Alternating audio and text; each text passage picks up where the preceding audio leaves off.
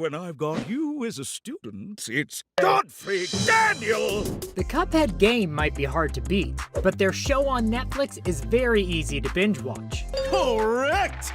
Not all cups are measured equal though, and there are some big differences between the Cuphead show and the game. Number 1, the root pack from the show isn't nearly as powerful as they were in the video game. And even then, they weren't the toughest bunch, so that's saying a lot. Even though they are one of the first bosses in the game and not as troublesome as the later foes like Grimlock and King Dice, the root pack gave the Cup duo more trouble in the game than in the show. Gee, that sure is sad. During the game, Cuphead and Mugman just fight one after the other in a 3-part battle, while in the TV show, the pack is responsible for sucking up all the nearby water other veggies were meant to have. Luckily, Elder Kettle reveals his plans for the enlarged pack of creeps, a veggie stew, which sends them packing without any supers or parries required. Number 2, Miss Chalice might be the character with more makeovers than any other in the franchise. Hey, it's me, Chalice! In her first appearance in the game, she's a ghost being attacked by some parryable ghosts. And her appearance is definitely meant to be of an older person. Not that we're experts on the aging of fine china. However, in her show debut, she's portrayed as a young prankster, able to shift in and out of ghost form at will. Then, in the DLC for Cuphead, in the Delicious Last Course, oh my gosh, we just realized DLC, Delicious Last Course.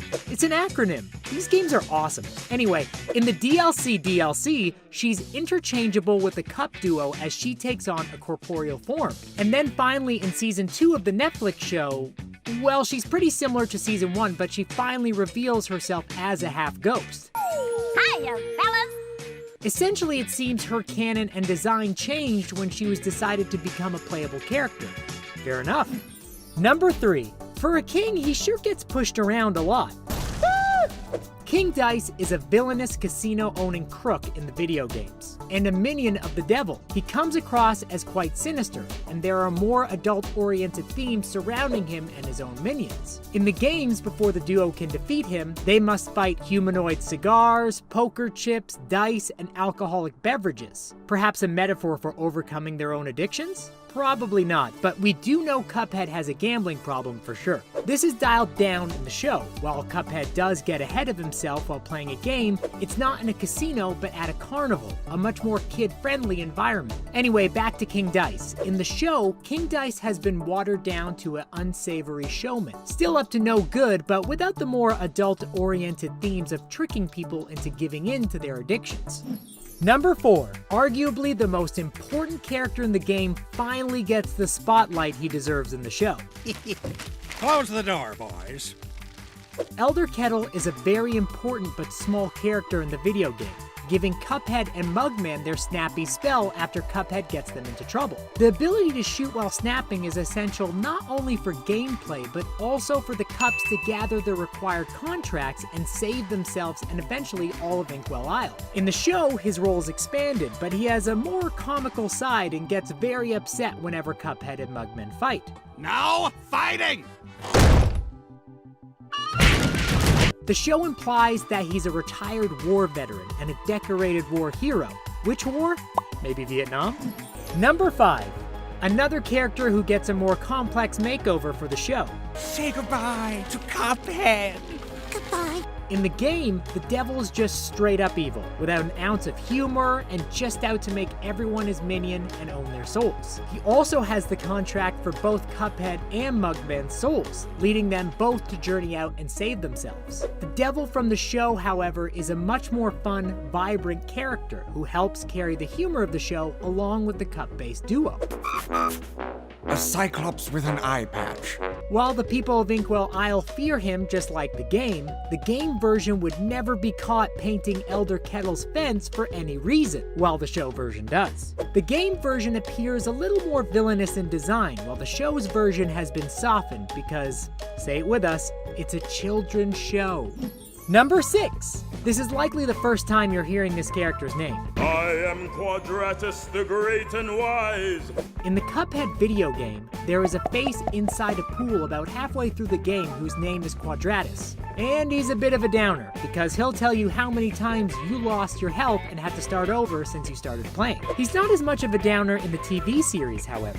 He's actually super helpful to the two Cups, as he tells them how to defend against the devil's scheme to take Cuphead's soul, by knitting an invisible sweater from a special thread. Nice to know he's not just there to explain what a bad gamer you are, for once. Oh, how sweet. Now get knitting! Number 7. Tough boss turned tough parent. One of the most infamously difficult bosses in Cuphead gets a bit of an edit from his video game appearance. The dragon Grim Matchstick is actually pretty similar to his video game counterpart in style, but a few things from the game don't get included. In the game, the boss begins as simply a one-headed dragon, easy enough. But as the fight progresses, Grim reveals 2 more heads, getting a Ghidorah-styled makeover. In this form, when one of the heads breathes fire, it turns into a literal red flamethrower. I mean, it was already a dragon, we wouldn't have questioned it. For the TV show, Grim makes an appearance as the parent to an egg Cuphead and Mugman snatch to give to Porkrind. The appearance is pretty faithful to his 3-headed form. However, when it burns Porkrind, there's no flamethrower-type transformation of any heads. I hate those cups. Which we think would have been a cool shout-out to the game. Alas, the game and show are simply not the same beast. Number 8. This next change is for the animation nerds out there. The big part of why Cuphead the video game was such a well-received and cool addition to indie gaming was the unique art style the creators wanted for the game. To achieve this ode to 30s style animation, they insisted on hand-drawing all the animations themselves. This is a time-consuming and exhaustive process, especially for an entire game. But the team persevered, and gamers flocked to their respective gaming devices to enjoy the visuals. The show, on the other hand, is computer animated using a similar design from the video games. While die-hard animation lovers were critical of the lack of commitment to the game's style, we can't blame them. CGI saves so much time which can be spent on other parts of a show to improve it. Also, the show is targeted to children. And children aren't generally critical of the subtleties of hand-drawn versus computer-generated animation, at least the ones we know. Number 9. This snap decision left fans a little puzzled. As we mentioned earlier, the run-and-gun style of the video game was based on the iconic snap power and sound gamers used to obliterate the colorful foes of Inkwell Isle. Of course, this is perfect for a violent video game where you go around beating people up to collect their souls for the devil. Hello. If you're making a kids show, however, you might not want to include a gun that works with the snap of your fingers. The show makes for more family-friendly content, and with that decision came the removal of Cuphead and Mugman's projectile snapping powers. They still snap in the show, but no dangerous energy-based projectiles come screaming out of there to attack people in the vicinity. Number 10. The Rock'em Sock'em duo from the game get a more regal look in the TV show. Ribby and Croak started as a boss battle on a boat in the original game. Their designs seem to be more of an attraction on the boat they live on than as managers or as the type of people who would run any type of show. They're wearing fighting gear and they launch their own projectile bullets much like the Cup duo do. But for the Netflix show, Ribby and Croak's got the Netflix redesign. What's with those gloves? Oh, we used to be pro boxers. Going from what looked like dumb jocks to full-on suave business types. The two run a boat business with a steep entry fee, one Cuphead and Mugman don't have the funds for. The frogs are constantly bickering with each other, much like the TV version of Cuphead and Mugman, and have a backstory about their mother who hates to see them fight. However, they never put away the boxing gloves, as they still wear them and use them fairly often. Though the Cups do notice the boxing gloves pretty quickly. Number 11. Another big sell for gamers out there was the 30s style score of the video game. To match the older animation style of the game, the creators also had live orchestras playing full scores for various levels and boss battles. The game was able to gain some viral traction thanks to the popularity of instrumental songs like Botanic Panic and Floral Flurry, with blazing horns and jazzy, swinging music. Stop! The show does utilize a similar sounding score, but the depth of the music is certainly not there in comparison to the video game soundtrack. The show is not without its own musical charm, however, as it alone has fully sung songs by the villains of respective episodes, like the iconic, nearly Disney-level villain song sung by the Devil in episode 1. Number 12, and for the final difference from the game to the show, we're gonna talk about you. That's right, you. If you played the game, then you're probably not under 16 years old. If you watch the show, well, we don't want to judge. As we've discussed, the game can be played by anyone, but because of its more mature themes and difficulty, no one would describe it as a kid's game. But you know what is for kids? The Cuphead show on Netflix. The game is best enjoyed by older folks who appreciate older animation styles and no references to long-standing video game mechanics. While the show is filled with slapstick jokes and childish shenanigans the kiddies will enjoy. Different strokes for different folks. Those were the biggest changes we noticed between the cup-based adventurers from their digital debut to their Netflix shenanigans. Any you noticed that we didn't mention? How do you feel about the changes? I'm going nuts! Season 2 of the Cuphead show is making waves on Netflix. We want to see the recycled scenes that this fan-favorite series used again and again. From scenes that are in 2 completely different seasons to right there in the same episode. Let's get into it. It'll be a memento of the family I love. Number 1. In Season 2, you may have noticed that 4 different episodes open with almost the same shot. Episodes 2, 6, 9, and 11 in Season 2 open with a similar image of Cuphead and Mugman's house. Little things change from version to version, but for the most part, it all stays the same. Is right. Number 2. In the 8th episode of Season 2, you may have felt like you were seeing triple when the gates of hell opened. The gates comically opened 3 different times in this episode, and everything was the same minus who was running through the gate. Right down to that very dramatic music. Number 3. Cuphead and Mugman may have their behind bars sleeping arrangement wired, but when it comes to breaking out of jail, they're not so adept. Every time Cuphead and Mugman are caught when escaping jail, the same series of scenes repeats, and they always end up right back where they started. What we need is to give up. Number 4. It doesn't seem to matter where Cuphead and Mugman go, they always manage to find themselves in the exact same sleeping situation. And yes, this even applies to when they're in jail. Even in a jail cell, the brothers have bunk beds, and Mugman gets the top bunk while Cuphead is always on the bottom bunk. It's interesting because Mugman is really the stable one of the two, so it seems like he may be better suited for the bottom. Good for you. Great for me. I'm very happy for you. Number 5. You probably noticed this shot of Cuphead and Mugman's eyes in the darkness in the first episode of Season 2. This is a fairly common animation trope that we've probably all seen in cartoons before. The same image appears again in the next episode, and it turns out they're not alone. Chalice's eyes join Cuphead and Mugman's. You may not remember, though, that this also happened back in Season 1, before the lights came on in this scene, and Cuphead and Mugman realized that they were very much not alone in the darkness. Number 6. There's a scene back in the first season where Chalice is driving that subtly returns for Season 2. In Season 1, Chalice is driving Cuphead and Mugman around, and the brothers wave out of the car window. Then in Season 2, Chalice is once again driving Cuphead and Mugman. This time they spot Hilda Berg in the sky and wave to her out of the top of the car. These scenes also definitely solidify the fact that you should avoid getting in a car driven by Chalice if you can help it. Yikes. Number 7. The devil never seems to catch a break, does he? Maybe that's kind of the ultimate karma. The devil gets electrocuted in Season 1 quite a few times. Then in Season 2, Cuphead zaps him with his own pitchfork. Maybe those devil horns are actually cat ears, because this guy seems to have 9 lives. Number 8. In Season 1, Cuphead leaves Mugman in the woods, and poor Mugman is forced to, at least try, to fend for himself. Then in Season 2, Mugman leaves Cuphead in the woods to teach him a thing or two about responsibility. And as you may recall, things don't go too well for him either. It never works out very well when this matching set of dishes gets separated from each other, does it? Number 9. Did something look familiar to you about the first scene in Season 2, Episode 3? That opening scene is a shot of Captain Brinybeard's ship. There's a very similarly framed boat shot back in Season 1 when we see the flytrap on the water. Very different boats, very similar images. Number 10. Season 1 has 2 scenes that are clearly deliberately almost identical. The first and 8th episodes of Season 1 open with parallel scenes. Elder Kettle is making pancakes and serving them to Cuphead and Mugman. While episode 8 clearly goes very awry from there, up until that point, these scenes are almost shot for shot the same. Number 11. We can only imagine how difficult it would be at times to have a guy like Cuphead around. While he and his brother Mugman are best friends, we know Mugman definitely agrees with us. There are times, especially in this season, where Mugman starts to lose his cool a bit. And every time he does, we can always tell by the look on his face. I ain't too worried about it.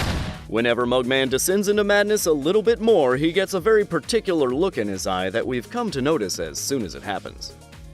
Of course I'm still upset. Number 12. Cuphead and Mugman find themselves caught up in plenty of hijinks. It wouldn't be the Cuphead show if they didn't. Still, it's pretty surprising that in 2 different seasons, these brothers find themselves running in terror from a ghost. Cuphead and Mugman seem to do the whole running and screaming thing fairly well and fairly frequently, but can't say we blame them when there's a literal ghost right behind them.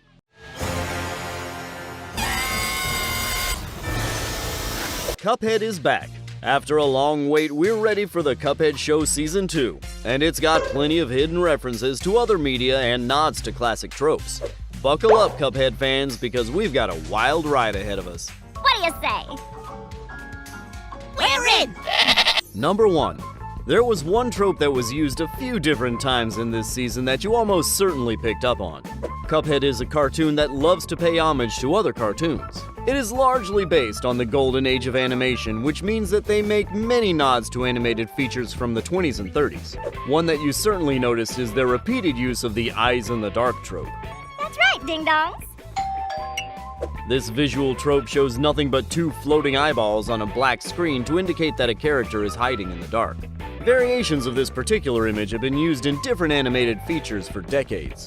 Since Cuphead is very much an ode to animation, it's no surprise that they use this classic detail. Number 2. In episode 3, the characters keep referring to Medusa as a sea beast. Dreaded sea beast? Sure, this could just be a literal description of what she is, but we have a feeling that this goes a bit deeper than that. About as deep as the deep blue sea itself.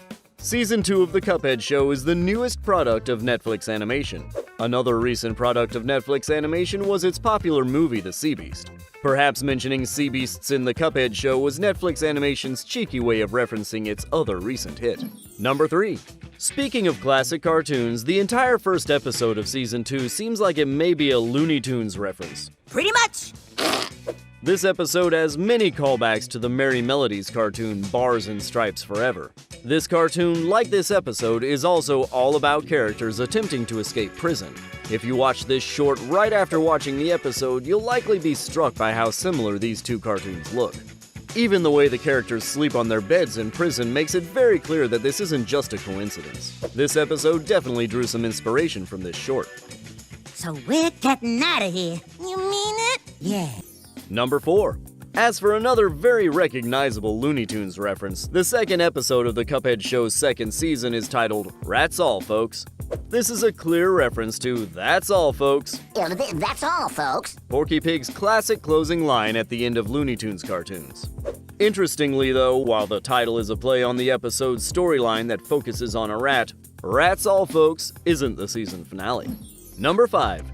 We've all heard the phrase armed and dangerous, so we surely all caught that the episode titled Charmed and Dangerous was a play on this phrase. Oh, how delightfully charming. While this could simply be a reference to that famous phrase, we think it's probably also a nod to the 1986 film Armed and Dangerous. The comedy, starring John Candy and Eugene Levy, plays a lot like a goofy buddy cop comedy, and Cuphead and Mugman make the Cuphead Show feel the same way. Looks like it worked. Yeah, he's charmed all right. Number 6. The Cuphead Show's 4th episode has yet another nod to classic animation. Cuphead and Mugman find themselves strapped to a rocket like in the famous trope. We've all seen this happen to plenty of animated characters, particularly those that were featured in older films and TV series. Number 7. When Mugman is having a fantasy all about being a great pirate captain, he gives himself a nickname that is definitely a reference. The great Captain Mugbeard. When Mugman calls himself Captain Mugbeard, he's referencing Blackbeard, the famous pirate. Number 8. What's the first rule of Fight Club? You do not talk about Fight Club. Even if you're not a fan of the classic 1999 film, you probably still know that the #1 rule of Fight Club is that you don't talk about Fight Club. So it was hard to miss this reference when the Baroness said, rule #1. Tell no one about Sugarland. Sugarland is a little less scary than Fight Club, but only a little. Number 9. Did you recognize these hands from anywhere? Cuphead loves to pay homage to classic cartoons, and what's a more classic cartoon than Mickey Mouse? Everyone in the Cuphead show has hands that look a lot like Mickey's famous gloves. While we immediately think of Mickey Mouse when we see these very specific gloves, these gloves are actually called Toon Gloves, and they're worn by way more characters than just everyone's favorite mouse. No one quite knows why classic cartoon characters sport the iconic gloves, but it's very fitting that the characters in the Cuphead universe wear them, since these gloves originated in cartoons from the 1930s, aka the golden age of animation. Number 10. Mugman mentions that he is a member of the Cub Scouts. I was the most decorated Cub Scout in my troop. This is clearly a play on Cub Scouts, but this version is for dishware instead of kids. Number 11. In the season finale, Cuphead is reading adventure comics. While the spelling is ever so slightly different, this choice in reading material is a play on adventure comics. This is a very popular DC comic book series that ran from 1938 through 1983. Its early issues were just released during the era that the Cuphead show loves to celebrate. Number 12. In the same episode, Elder Kettle makes a very interesting comment about pain stars. Are those pain stars spinning around your heads? He references the pain stars around Cuphead and Mugman's heads. This visual trope, also known as circling birdies, is very common in older cartoons and used to indicate that a character has been knocked out or injured. It's noteworthy that Elder Kettle takes the trope and uses it to break the fourth wall and acknowledge that they are in a very self-referential cartoon. Number 13. This character, who's named Maria in the Cuphead game, was a pretty clear reference to that snake-haired monster we all know, even though they may not have actually called the mythological Gorgon by her name. With her hair made of live snakes paired with the ability to turn people to stone, this character is clearly a reference to another character who came before. 5,000 years before, to be exact. Hey, a very old reference is still a reference. Your name is Dinner. Actually, my name is... Number 14. You may also have recognized the song Maria performed. If so, it's probably because you've actually heard it before. Her song has the same instrumental as Habanera, the aria from the opera Carmen. The fact that this is a very famous aria is enough of a reason for the show to make a reference to it. But the two characters also have a lot in common. Habanera is a cheeky song that Carmen sings in response to a group of men who are asking them to love her. She talks about the lawlessness and unpredictability of love and basically doesn't make her wannabe suitors any promises. We can definitely see the similarities between that and the plight of this mermaid who seems to have the men in the episode wrapped around her finger. It's 'cause I love ya, baby. Don't call me baby. Number 15. Mugman must be a musical theater fan. He's reading Romance on the High Seas. This isn't just a made-up book. It's actually a reference to the 1948 movie musical of the same name that just so happened to be Doris Day's debut film. Number 16. Episode 8 has another important musical moment. The very recognizable classical song January Era plays repeatedly every time Cuphead and Mugman are running. This song has been used in countless media, so this episode is very likely referencing all of these high-intensity movie moments we've seen before. I'm the king of the underworld, yeah, it's great to be me. The Cuphead show is known for paying homage to 1930s animation. And Disney certainly has tons of famous retro animations that Cuphead homaged. And we're here to tell you about them. Number 1. Demon off the starboard bow. Our cup-based heroes in the Cuphead show have to face their familiar foe from the games, Maria. While she sounds beautiful, Wow. she could use a bit of an attitude adjustment, much like another troublesome sea lady, Ursula, from The Little Mermaid. In a very similar shot, our heroes face both characters who tower over them while at sea. We don't know who'd be worse to face. We gotta get out of here, Bridie! Let's go! Number 2. Stop bugging out, man. In the Cuphead show, Mugman has a big scare when he mistakes some well-placed fireflies for scary monster eyes. But he's not the only lovable animated character in history to be spooked in a scary forest by something non-threatening. Whoa! The scene and shot is nearly identical to the scene from Disney's 1937 animated film Snow White and the Seven Dwarfs, where she has a nearly identical scare, though this time the eyes are real, but they belong to an equally harmless owl. Without passing judgment, we think we'd be pretty scared too. Number 3. From Disney to a big meme to the Cuphead show. In the Cuphead show episode Ghosts Ain't Real, the Cuppy duo meet a group of dancing skeletons while being stalked and spooked by a bunch of ghosts. Internet-savvy folks will immediately think of the internet meme with the old-styled animated dancing skeletons, but many folks may not realize this meme actually uses footage from the classic Disney animated short, The Skeleton Dance. There is no doubt the prominence of the meme itself had a part to play in the Cuphead show incorporating the scene, as the show does seem to aim for faces and moments that become memeable. Number 4, and you thought your friends were skinny. In episode 5 of the first season of the Cuphead show, King Dice's musicians include a group of card-based characters churning out some hits. For fans of Disney's classic Alice in Wonderland, these cards will look very familiar. The old Disney film from 1951 has very similar looking card people. However, in this instance, they act as the underlings for a queen rather than a king. The Queen of Hearts, to be exact. She has her imposing card soldiers intimidate and arrest young, innocent Alice. So we certainly prefer the card people from the Cuphead show. Number 5. Once you see the pants, everything falls into place. Cuphead, since his inception, has always meant to be an ode to the big mouse himself, Mickey Mouse. While many of his features are common to many classic-style cartoon characters, his features most resemble the famous mouse, including his black body, his red pants, brown round shoes, glove design, skinny arms and legs, and of course, on occasion, some very similar attitude and facial expressions. Now, one you would keep as a pet and the other you use to drink from, but otherwise they're almost the same, no? Number 6. Remember kids, magic is all about the hands, or at least that's what these animated shows believe. In episode 9 of the Cuphead show, the devil agrees to paint Elder Kettle's fence if Cuphead takes off the sweater, preventing him from taking his soul. Is that so? The devil does nothing without a little flair, of course, and shows the boys how a magical being gets the job done. His technique here is key for noticing this next Disney imitation, as Mickey Mouse from The Sorcerer's Apprentice controlled some broomsticks with the exact same open hand rising techniques and form the devil uses. The paintbrushes the devil uses even look similar to the brooms from that classic Disney animation. Never thought there was this much overlap between paintbrushes and brooms, but here we are. That is how you paint a fence! Number 7. Ghosts just gotta haunt, don't they? Well, I know what we're doing tonight.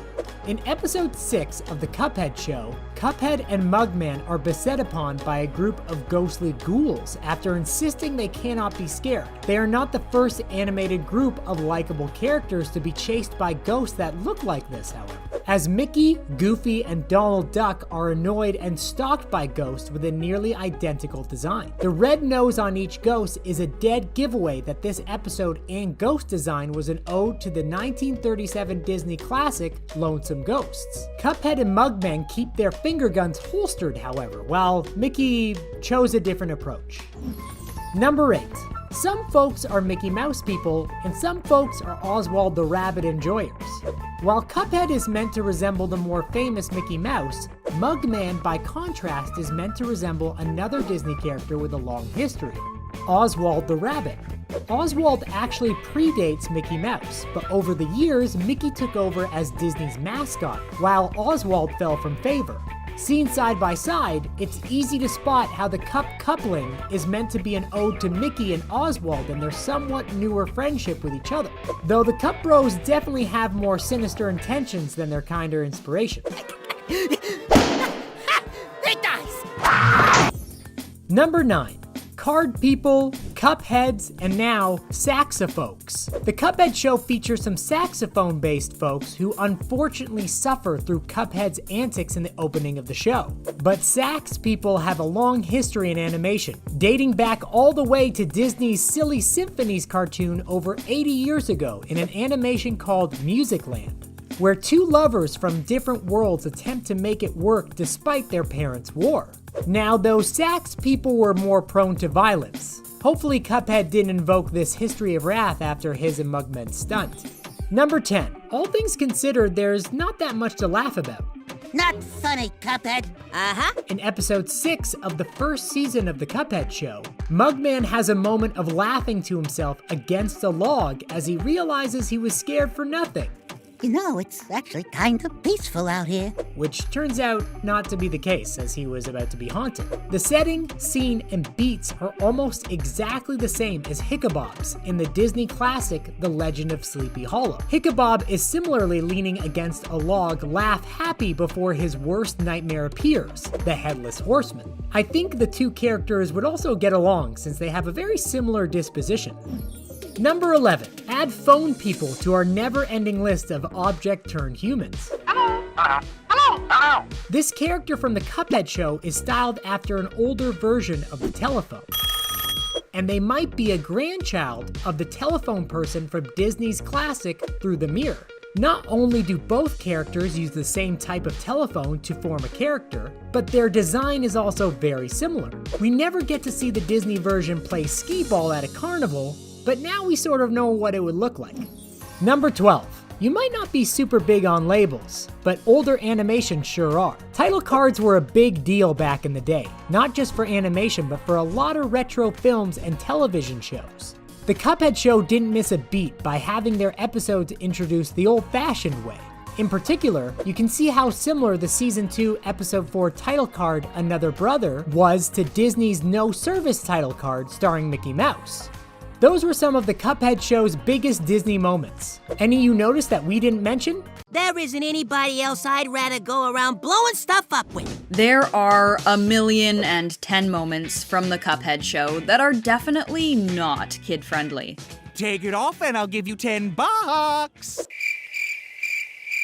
Cursing, dirty jokes, violence, and homages to old tropes that were better left buried. We're looking at all the terrible moments kids might not have understood. Number 1. We're starting off this thing with a bang. While the Cuphead show is rated 7+, we can't help but feel that age is low, and here's why. Bull Boy literally shattered, and we were led to believe he was a goner. But in true cartoon fashion, of course he came back. Why we felt this differs from something like the Looney Tunes is we're led to believe that he really met his demise.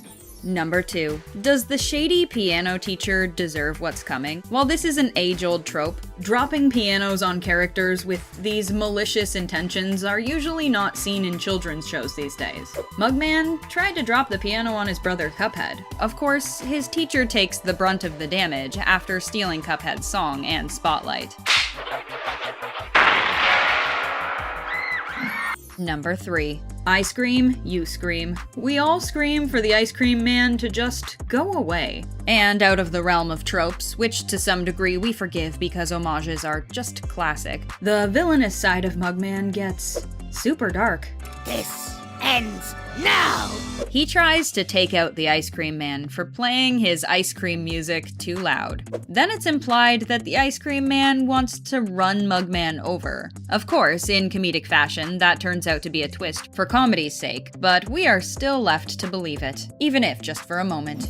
Number 4. Poor Elder Kettle just isn't shiny anymore. It's time to donate him. Misunderstanding the scenario of the boys mourning a dying worm, Elder Kettle thinks they want to put him out of his misery and bury him in the yard. We'll make it quick and painless.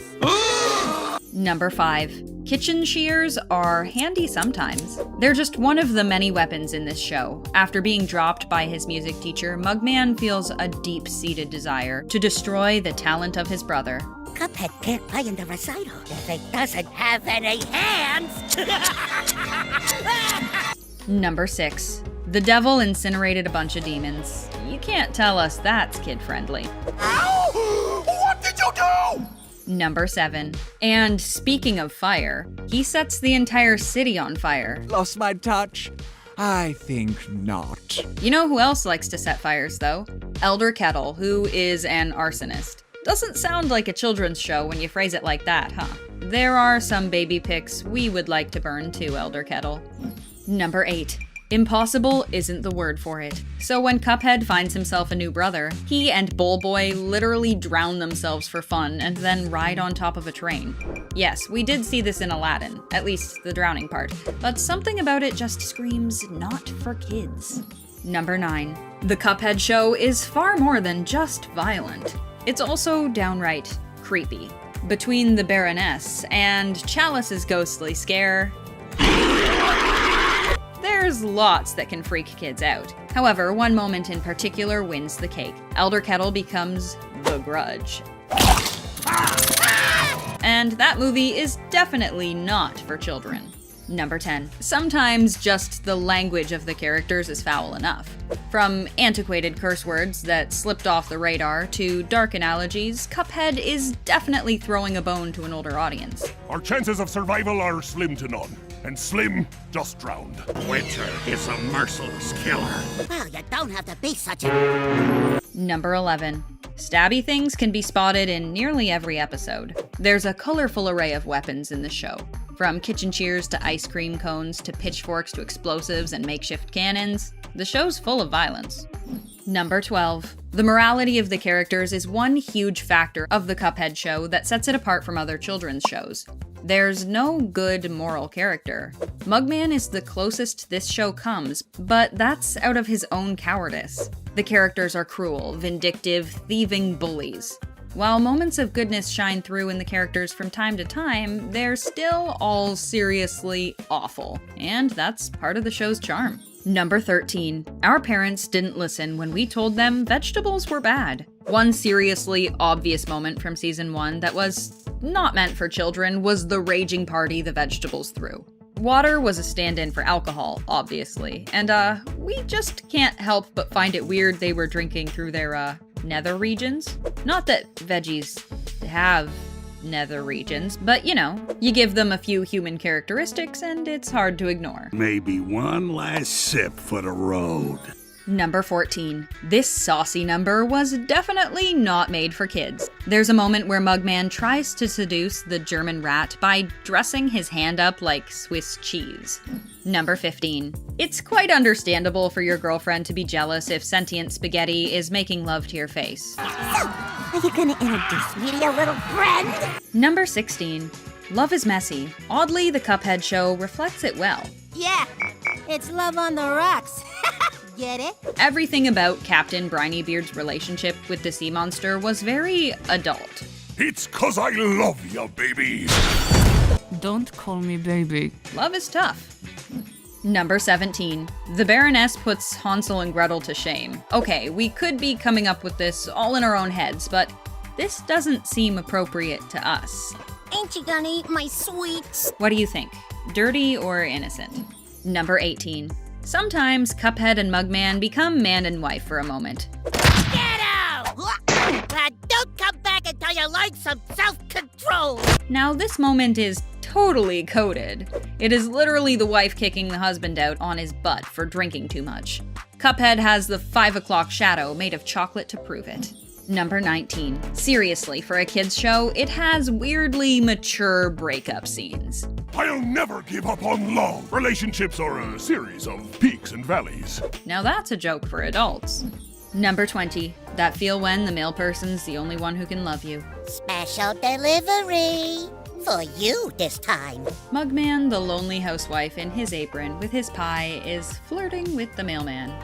No thank you, here's your mail. Number 21. This twin trope can be burned. Where's Elder Kettle when you need him? Sal Spud and the Heirloom Sisters are embracing another one, guys. Sal is trying to get with a set of twin tomatoes. Naughty, naughty. Number 22. And now for the episode that's title is shamelessly ripping off the Looney Tunes. That's all, folks. The episode Rats All Folks is really leaning into replicating anti-war propaganda with a German rat going toe-to-toe with the retired war vet Elder Kettle. This propaganda was popular among cartoonists during the war. That included Disney's Donald Duck. Well. Which will it be? Your precious cottage? Or your precious cups? Number 23. It's about time we get thrown in the slammer. Morning, Lefty. Got that blood out of your jumpsuit. Everything about the opening episode of Season 2 is rife with stuff not suitable for children. Lockpicking, the electric chair, more explosives. Yeah, we would have loved this show as kids too. I didn't make it. Ugh. Number 24. In the episode where Bowl Boy is trying to seem like a daredevil, we don't think it's a coincidence that his nickname Bowlsy sounds a lot like something else. Number 25. And finally, the references you only understood if you were over the age of how long has Tom Sawyer been out? And the opening of the show is most definitely an homage to Tom Sawyer. The cups trick the devil into painting the fence, which happens in the book. And that is how you paint a fence. Come closer, young ones, so I may advise. How many characters from the Cuphead game actually made cameos in the Cuphead show? There are more appearances in this series than we expected, and you probably missed a few. Let's get into it. I'll go with it. Number 1. One of the more obvious cameos in the Cuphead show, aside from our main characters of course, is the lovely octopus-haired giant mermaid, Cala Maria. Cala Maria!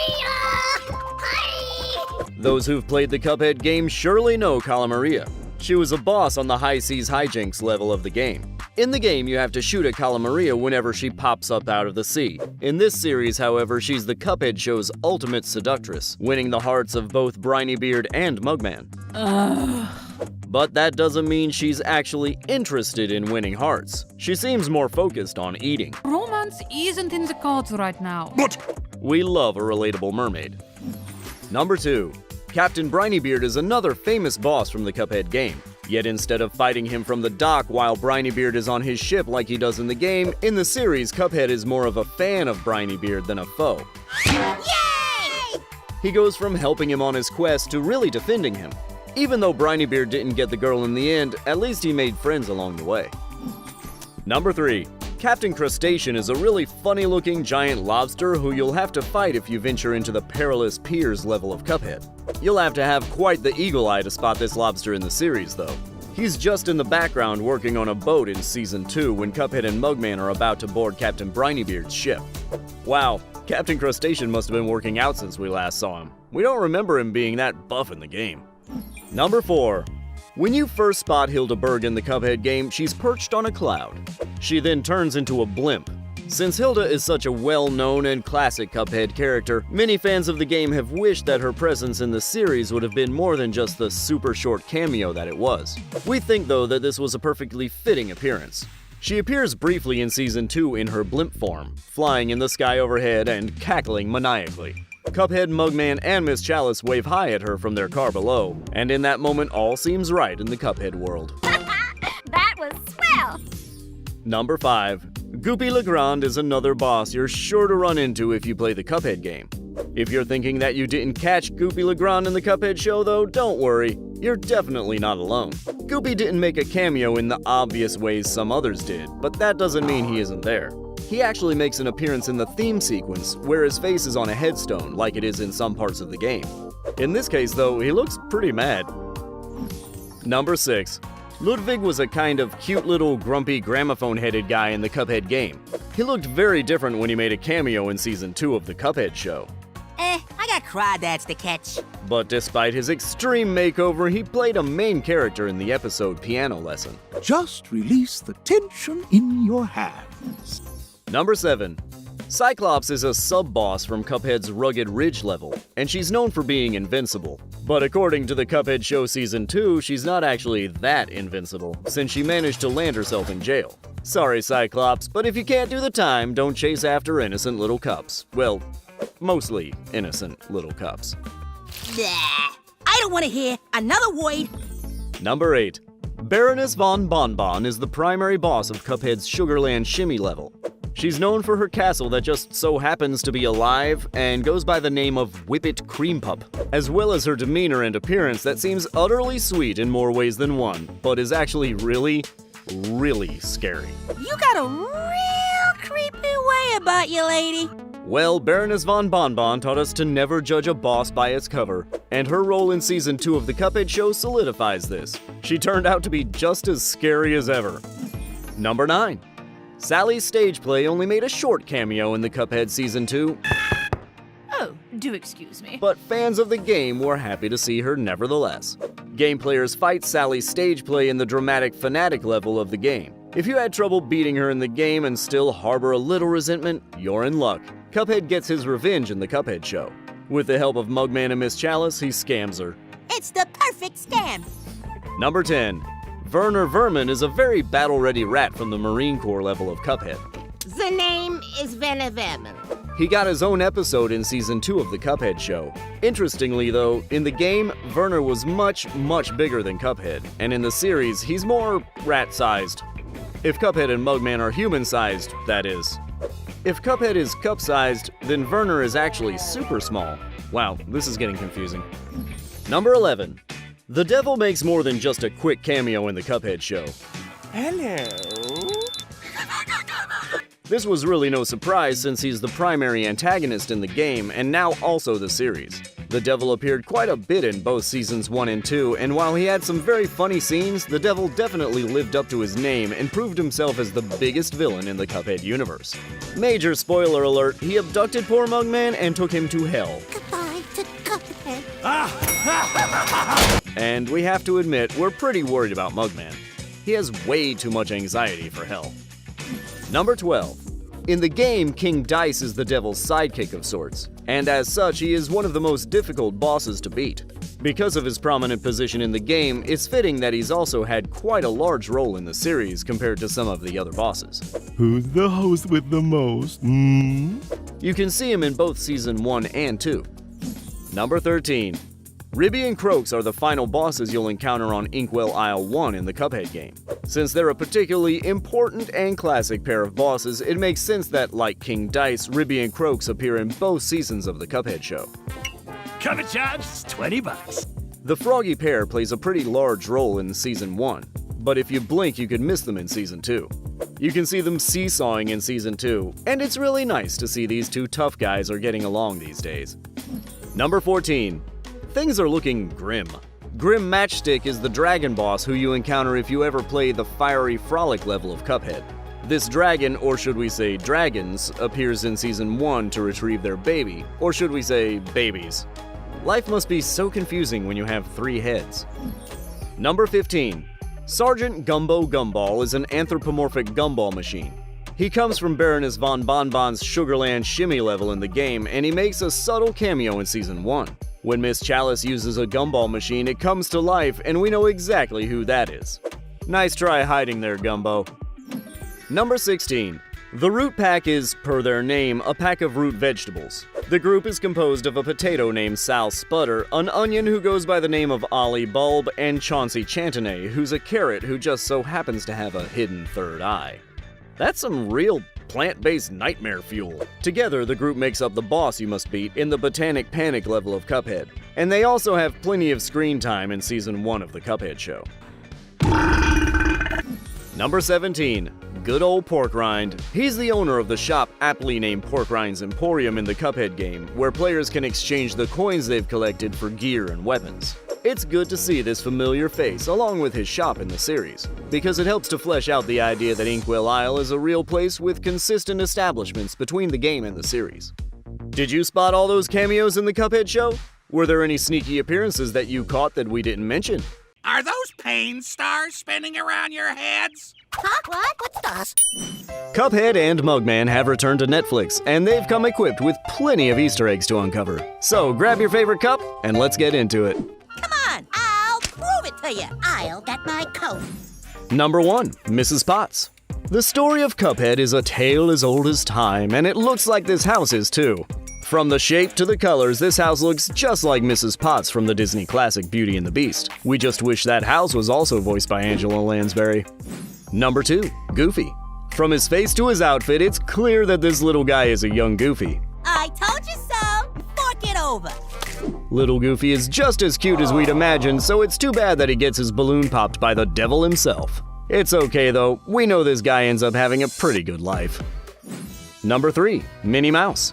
Since we just saw a bit of a time-traveling Disney nod with Little Goofy, is it possible that this is old Minnie? This old woman looks like she could be an elderly version of Minnie Mouse. And what would be a better final Easter egg in a season chock full of animation references than an appearance by Mrs. Mouse herself? That was kinda cool. Number 4. Willy Wonka. Sugarland has a chocolate river. This must be a nod to the most famous chocolate river of all time, the one in Willy Wonka's chocolate factory. Come to think of it, that's really the only other chocolate river that comes to mind. Hey, I guess you're right. Number 5. The Little Mermaid. When Mugman is transformed into Mugbeard, he gives us major flashbacks when he rows his rowboat up to the mermaid. This reminds us of another romantic mermaid rowboat moment, that kiss-to-go scene in The Little Mermaid. Just like Ariel and Eric, though, these two never get to kiss. Number 6. E.T. Who is that kid? Even if you've somehow never watched the classic movie E.T., we've all seen this visual before. This image of the bike in front of the sun is a definite E.T. reference to that famous flying bike scene. Number 7. Tom and Jerry. Cuphead and Mugman have an interesting prison mate. This dog looks a lot like Spike, a popular character from Tom and Jerry. It does look like he's gotten some new tattoos since we last saw him, though. Number 8. Pete. There's a man in jail with Cuphead and Mugman in the first episode, and he looks a lot like another classic Disney character. He looks just like Pete, who happens to be the earliest recurring character in Disney cartoons. Wait, that was you? Well, if you never heard of it, that's your problem. And it's really no surprise he's in jail. He was actually the first ever Disney villain. Number 9. Julius the Cat. It looks like there's another familiar face in the Inkwell Penitentiary. Julius the Cat is a famous 1920s animated Disney character, and by the looks of this scene, he's landed himself behind bars too. Number 10. Hilda Berg. Hilda Berg is a famous boss from the OG Cuphead game. While she has much less of a role in the Cuphead show, she does appear in the sky. It's just a little reminder that she's always watching over Cuphead and Mugman, and could come back to fight them anytime. Number 11. Angry Mob. In episode 2, there are a lot of familiar faces in the angry mob that's after Miss Chalice. Maybe that's your angry mob now. A few different characters from installments of Cuphead past make a rather unfriendly appearance. There's Screwdriver Clerk, Pork Rind, Sergeant Gumbo Gumble, and Mac. Hi, everybody. Number 12. Ghost Chalice. Hiya, fellas. Ooh, spooky. When Miss Chalice becomes a ghost, this is a reference to the ghost version of Miss Chalice in the Cuphead game. You may know her better as the legendary Chalice. Number 13. Number 1 Captain. Briny Beard is the world's best captain. In the 3rd episode, Briny Beard has a number 1 captain mug, which is definitely a play on those classic number 1 dad mugs. Number 14. Mickey's Parrot. Parrot want a cracker? Briny's parrot looks like Mickey's parrot from the classic Disney cartoon that's aptly named Mickey's Parrot. We think Briny's parrot deserves his own cartoon, too. Number 15. Ursula. The Sea Beast, as the other characters call her, sure reminds us of another sea beast. No! We're talking about Ursula in her lair singing "Poor Unfortunate Souls." These two aquatic ladies would definitely be friends if they met. Or arch-enemies. One of the two. Number 16. Ribby and Croaks. Those two frogs playing on the seesaw? Well, they're actually Cuphead legends. That's Ribby and Croaks, bosses from the Cuphead game. Number 17. Lucian. The new light bulb guy looks pretty different from Lucian from the Cuphead game. We still think it has to be him, though. Come on, how many light bulb people could there be in one universe? Number 18. Candyland. Sugarland looks just like the iconic board game Candyland, and it's pretty obvious they're supposed to be the same thing. Come on, Sugarland, Candyland, Number 19. Sleeping Beauty Cake. There's something very familiar about this cake. Oh right, it looks a lot like that famously unstable cake from Sleeping Beauty. Does anyone else wish they could have a slice of this thing? Number 20. Beethoven. Music history lovers definitely caught this one. The record player man is named Ludwig, and what better namesake for a character all about music than Beethoven himself? Number 21. Cleo. This fish in a fishbowl on the piano reminds us a lot of another fish in a fishbowl. It looks like Cleo from Pinocchio. Number 22. Pain and Panic. These characters who act as the devil's minions look like the guys who act as Hades' minions. They look just like Pain and Panic from Disney's Hercules. In fact, we haven't seen those two in a while. That could be them now. they do seem to have the same morals. Number 23, The Godfather. It's pretty hard to make any mention of a horsehead without our minds jumping straight to The Godfather. While the Cuphead show's horsehead scene is way less disturbing than the one from The Godfather, Cuphead is still pretty freaked out by it, and we think that's totally fair. Never happened. I ain't afraid of no Hay-Maze horsehead. Number 24, Cinderella Birds. In a far less scary and more kid-friendly reference, these birds look just like the adorable birds in Cinderella, and thankfully their heads are still attached. Number 25, It's a Small World. Is that song that's playing in Sugarland stuck in your head? It sounds a lot like Disney's famous, or should we say infamous, It's a Small World song. Number 26, The Sorcerer's Apprentice. Bring on the classics. The Cuphead show loves referencing classic animation, and there isn't much that's more classic than the 1940 short The Sorcerer's Apprentice. When Cuphead and Mugman create decoy versions of themselves that quickly fall apart, these buckets remind us a lot of the buckets from The Sorcerer's Apprentice. Number 27, Campbell's Soup. Few images are quite as iconic as that classic Campbell's Soup can. That's why we knew this Campbell's Soup can the second we saw it. Number 28, Wicked Stepmother. They're never fun. When we get a sneak peek into the devil's bedroom, it looks a lot like that famous scene when Cinderella goes into her stepmother's bedroom. It's pretty fitting that the stepmother's sleeping situation looks a lot like the devil's, since she named her own cat Lucifer. Oh, and also she's totally evil. That was swell! Cuphead and Mugman have finally returned to Netflix for the Cuphead show's second season. We all know that Cuphead loves to pay homage to classic animation. And what's more classic than Disney? We've got the Disney references Cuphead has made all in one place. Let's check them out. That's our cue. Number 1. Calamaria is a giant mermaid, but she's a lot more like another character than she is the Little Mermaid. Is that what I think it is?